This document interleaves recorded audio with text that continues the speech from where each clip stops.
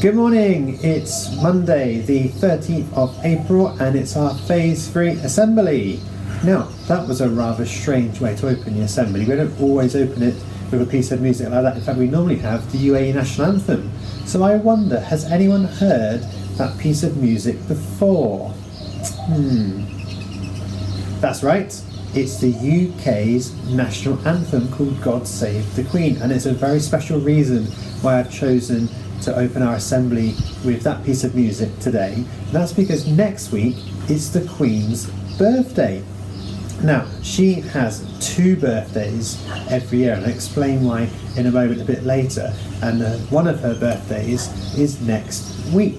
So I thought we'd have a whole assembly learning about Queen Elizabeth II, who is the Queen of the United Kingdom. Now, we all know that the Queen's favourite dogs are, of course, that's right, corgis. She has lots of little corgis and she's been known to have them throughout her reign.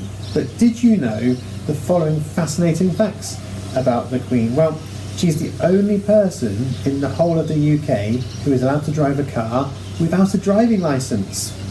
She really enjoys hobbies like horse riding, she enjoys racing pigeons, and she absolutely loves football. And do you know who her favourite football team are? No, not them either. It's Arsenal.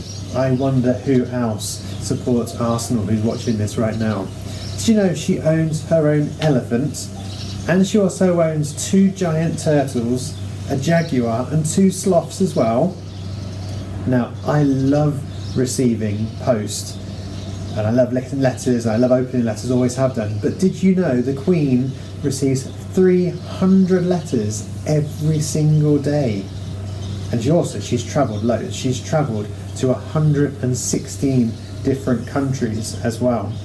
She also, during her time in the Second World War, she also served in the army, where she was able to mend engines on different trucks. How cool is that?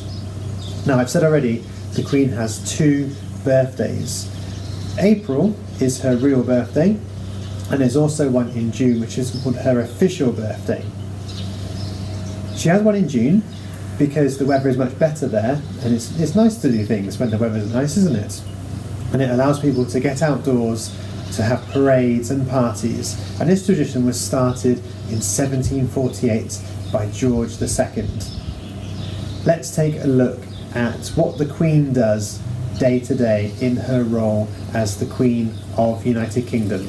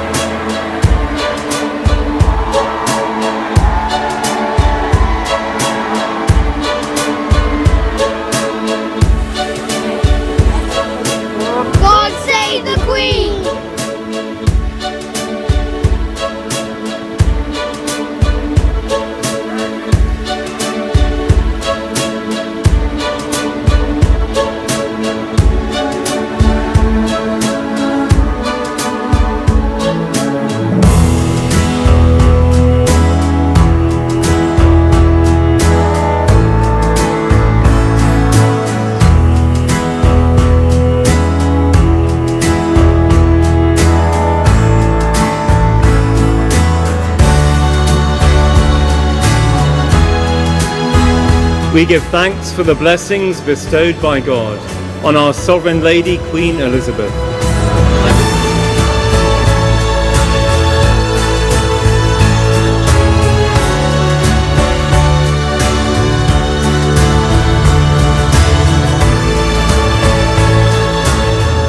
We are creating memories here for my children, and that's what I'm really excited about.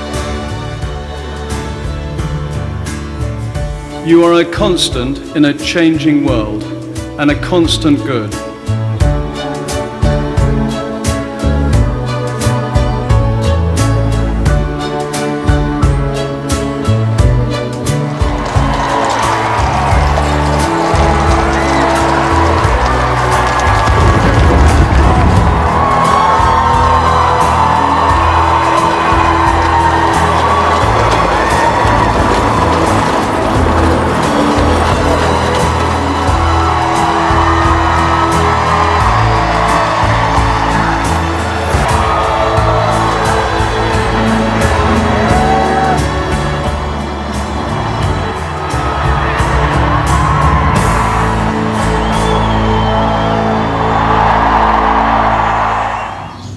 Now next week the Queen's going to be 94 years old. Imagine that, 94. Imagine all the amazing changes that she has seen in her lifetime. Think about the toys that you play with today, all the electronics that are in them. Many toys will be battery operated. Well, the Queen wouldn't have had those when she was little. She would have played board games or construction sets or sewing sets, certainly nothing with any electronics or batteries in them. And then think about the Queen going to school. Well, actually she was educated at home by a governess. But when the Queen was little, children often left school when they were just age 14 and they would go off to work and find a job. Maybe your mum or dad would like you to be leaving home at 14 to go off and find a job sooner rather than live with them a long time. I don't know, maybe they think differently. Then imagine the inventions that the Queen has seen as well. Inventions that we take for granted nowadays. Our iPads running off the internet. Well, the internet has only become a recent thing, really, in the last 10-20 years. It's gained in popularity. Think about the inventions the Queen would have had. She would have witnessed travelling on holidays on an aeroplane for the first time. She'd have witnessed that global expansion in so many different ways, in computers, in machines, in helicopters, mobile phones, and I've already mentioned the internet as well. Do you think it would have been nice growing up all those years ago in the 1920s, or do you think it's better growing up now? What do you think? Do you think it's better being a child now or a child back in the 1920s and 1930s? What do you think? Now it's the Queen's birthday next week. She is 94 years old. But what do you give a Queen who is 94 years old? She has probably been given so many gifts in her lifetime. Well, I wonder, here's a challenge for you. Can you design a birthday card for the Queen? Can you design a card that is suitable for Queen Elizabeth II? Maybe it celebrates all those amazing achievements that she's witnessed in her lifetime. Maybe it highlights her interests, things like the horse riding, or something else that you think really appeals to the Queen. I would like you to send me a picture of your birthday card for the Queen, and maybe I'll share them with the Queen herself. I don't actually see the Queen, of course, but I'll send her a quick message and see if she replies. Good luck designing your birthday card for a Queen. Last week we saw the second dance-off between Miss Pascal and Mr. Potter, and it was so close on the voting, literally about 5% between the winner. Now, it was very close, and the winner of the second Phase 3 dance-off is, drumroll please, it's Mr. Potter. A huge well done to Mr. Potter. Here's how Miss Pascal took the news when I broke it to her earlier today. Hi everyone, unfortunately I didn't win the dance off, but that's okay. I really did try my best, and the most important thing was I really had lots of fun learning the routine. I even still practice it sometimes now. I would like to say a very big well done to Mr. Potter for winning the teacher's dance off for this week. Mr. Potter, you're the winner of the second Phase 3 dance-off. What do you say? Really happy to win. However, I would like to say a really big congratulations to Miss Pascal, because she is a really groovy mover. Thank you so much, everyone. Have a lovely day. Now, week on week, those that have danced already get to nominate who goes next. Miss Pascal, the public vote is for Miss Jones, but who would you like to dance next to represent Year 3 in the dance-off? So for this week's Teacher's Dance-Off, I would like to nominate, drumroll please, Mrs. Edgington. Good luck, Mrs. Edgington. I can't wait to see your dance later on this week.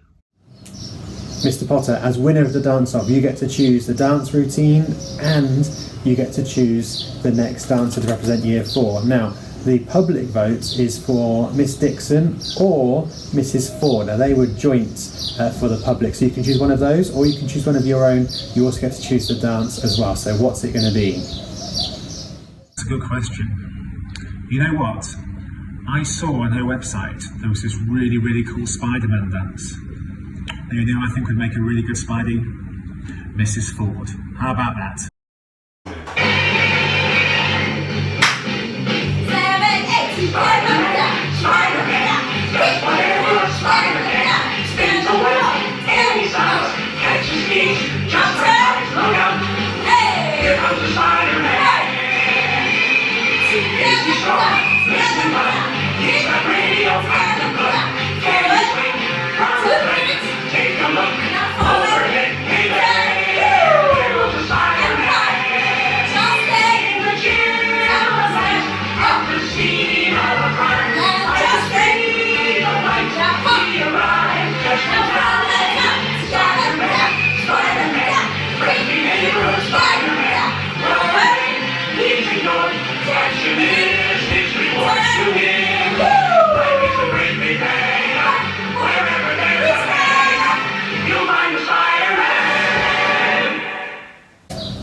'So on Thursday, we get to watch those two teachers with the dance-off representing Year 3 and Year 4. Who will it be winning the round 3?